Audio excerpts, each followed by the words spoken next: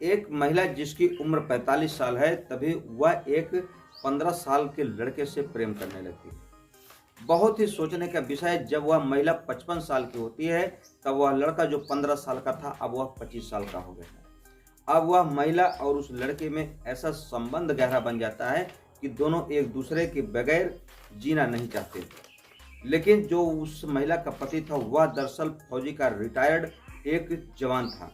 जब उसको यह बात पता लगती है तो वह अपनी पत्नी को रोक टोक करने लगता है, और जब वह ड्यूटी कर रहा था उसी दरमियान वह अपनी पत्नी के नाम से कुछ जमीन खरीद रखी थी। जब उस रिटायर्ड फौजी को पता लग जाता है, तब वह अपनी पत्नी के नाम जो जमीन जायदाद खरीदे थे वह अपने नाम ट्रांसफर करा लेता है, और आए दिन किसी न किसी बात पर अपनी पत्नी से जब झगड़ा होता है तो उसको मारता है, पीटता है।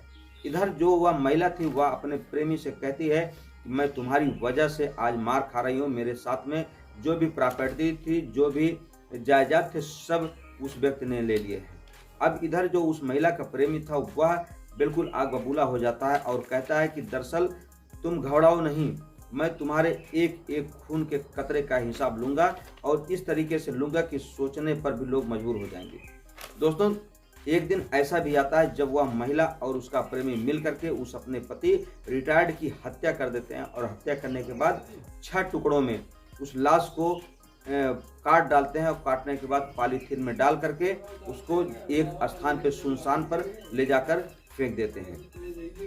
फेंकने के बाद जब वहां पर कुछ महिलाएं सुबह के वक्त जाती हैं बकरियां चराने के लिए, तभी देखते हैं कि एक महिला जो है वह देखती है कि वहां पर कुछ पॉलीथीन में रखा पड़ा है।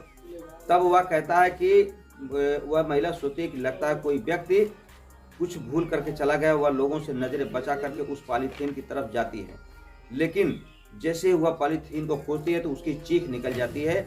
चीख निकलने के बाद वह वहीं पर गिरती है और बेहोश हो जाती है। उसकी चीख पुकार सुनने के बाद लोग जब पहुंचते हैं तो लोग देखते हैं तो लोग सन्न हो जाते हैं, और लोगों को समझने में देर नहीं लगती कि यह किसी व्यक्ति की हत्या हुई है, और हत्या करने के बाद इस लाश को यहाँ पर डिवाइड करके टुकड़ों में करके लाया गया है।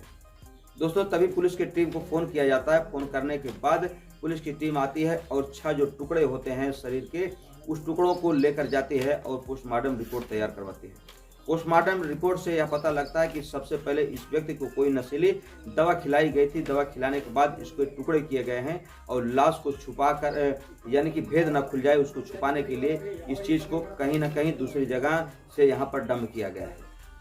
दोस्तों, आज की कहानी जब सुनेंगे तो आप भी एक बार सोचने पर मजबूर हो जाएंगे कि आखिर आजकल के दौर ऐसा चल रहा है जहाँ की पत्नियां अपने पति को ऐसे दौर में जब उनको सहारा देने की जरूरत होती है उनकी हत्या कर देते हैं, उनका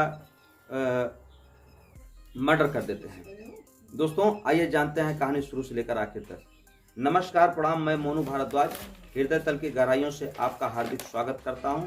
आज की जो सच्ची घटना लाया हूं दोस्तों, यह घटना उत्तर प्रदेश के बलिया बहादुरपुर का रहने वाला एक फौजी जवान जो कि रिटायर्ड है, उम्र है उसकी 62 साल, नाम है देवेंद्र कुमार, और उसी की एक पत्नी है जिसका नाम है माया देवी, और एक बेटी है अमली जो कि अभी 19 साल की है और वह पढ़ाई लिखाई कर रही है।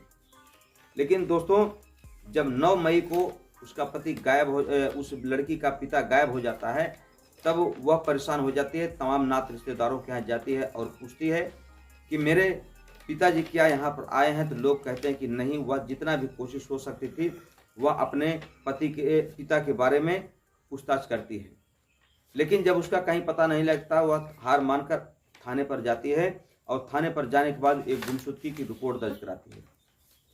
जैसे ही रिपोर्ट दर्ज कराती है, उससे पहले पुलिस की टीम को वह बॉडी मिल गई थी। वह तमाम जो उस जिले का बलिया का जितना भी थाना था, उस थाने में उस फोटो को सर्कुलेट किया गया था। उस लड़की को बुलाया जाता है और कहा जाता है कि जरा तुम देखो, यह तुम्हारे पिता की बॉडी तो नहीं है। लड़की देखते ही अपने पिता की बॉडी को पहचान जाती है और रोने लगती है। कहती है, सर, यह मेरे पिता की ही बॉडी है, आखिर आप सबको यह कहाँ मिली। तब पुलिस की जो टीम थी वह बताती है और पूछती है कि तुम्हारे पिता की किससे दुश्मनी थी, किससे नहीं। जब वह लड़की एक क्लू देती है अपने माता के बारे में, यानी अपनी माँ के बारे में, और कहती है कि सर, मुझे ऐसा अंदेशा हो रहा है कि यह हत्या मेरी माँ ने ही करवाया है। अब पुलिस की टीम तुरंत उस माया देवी को गिरफ्तार करती है और गिरफ्तार करने के बाद लाकर पूछताछ करने लगती है। पूछताछ करते हुए जब पुलिस की टीम अपने ढंग से पूछताछ करती है तब वह महिला माया देवी टूट जाती है। पहले तो वह पुलिस की टीम को बरगलाती है, लेकिन जब सवाल पे सवाल पुलिस दागने लगती है तब वह एक ऐसा चौंकाने वाला खुलासा करती है जिसे सुनने के बाद शायद आपका भी रिश्तों पर से विश्वास उड़ जाएगा। दरअसल जब फौजी जवान अपने परिवार की खुशामदी के लिए, अपने परिवार की खुशी के लिए बॉर्डर पर तैनात होकर के ड्यूटी कर रहा था, उसी बीच यह महिला माया देवी एक 15 साल के लड़के से प्रेम कर बैठती है। और उस समय माया की जो उम्र थी वह थी 45 साल, अब इनकी उम्र है 55 साल। और वह जो लड़का था उसकी उम्र हो गई है 25 साल। वह लड़का पेशे से ट्रक ड्राइवर, अपनी रोजी रोटी चलाने के लिए ट्रक चलाता है। तो वह बताती है कि मैं दरअसल उस लड़के से प्रेम करती है और उस लड़के का नाम होता है अनिल यादव। और अनिल यादव जब मुझसे मिलने आया करता था तभी यह बात मेरे फौजी पति को लग जाती है और यह मुझे आए दिन मारने लगते हैं, पीटने लगते हैं। इस बात को जब मैं अपने उस प्रेमी अनिल यादव से बताती हूँ तब वह क्रोधित हो जाता है और कहता है कि मैं एक एक इस जख्म का बदला लूंगा। तभी उसके दोस्त सतीश यादव, मिथिलेश पटेल आते हैं और मिल करके मेरे पति को पहले कुछ नशीली दवाइयाँ खिलाई जाती है खाने में। खिलाने के बाद रात के वक्त मैं अपने उस प्रेमी के साथ मिल करके अपने पति की हत्या कर देती हूँ। जब पुलिस की टीम पूछती है कि अगर तुम जब हत्या कर रही थी तो तुम्हारे और परिवार के लोग कहाँ थे, दरअसल उस महिला की जो बेटियां थी, एक बेटी राजस्थान में थी, पढ़ाई कर रही थी, एक बेटा जो है डॉक्टरी की पढ़ाई कर रहा था, एक बेटी की शादी हो गई थी। यानी कि जितने उसके परिवार के लोग थे सब बाहर रह करके पढ़ाई कर रहे थे। अब पुलिस टीम बिल्कुल सन्न हो जाती है क्योंकि एक फौजी जवान जो कि देश की सरहद पर अपनी जान की बाजी लगाकर पूरे देश की सुरक्षा करने के लिए अपने आप को समर्पित करता है, उसके घर की एक महिला जो कि एक वीरांगना होनी चाहिए, वह अपने मात्र सेक्स की हवस में अपने आप को एक ऐसे लड़के के साथ मिल करके अपने पति की हत्या कर देती है, जो कि बिल्कुल ही निंदनीय है। दोस्तों, वैसे आप इस महिला के बारे में क्या कहना चाहेंगे?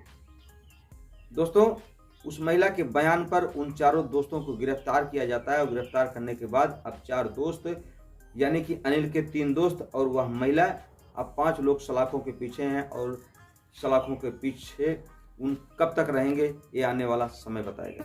लेकिन दोस्तों, अगर ऐसी घटना होती है तो एक बार दिल सोचने पर मजबूर हो जाता है कि आखिर जिस परिवार के लिए हम अपना सब कुछ न्यौछावर करने के लिए तैयार रहते हैं, भूखे प्यासे मेहनत करते हैं, मजदूरी करते हैं, हमारी पीठ पीछे हमारी परिवार के लोग ऐसी ऐसी घटना को अंजाम दे देते हैं जिससे दिल टूट जाता है, बिखर जाता है। वैसे आप इस कहानी को सुनने के बाद क्या कहना चाहेंगे?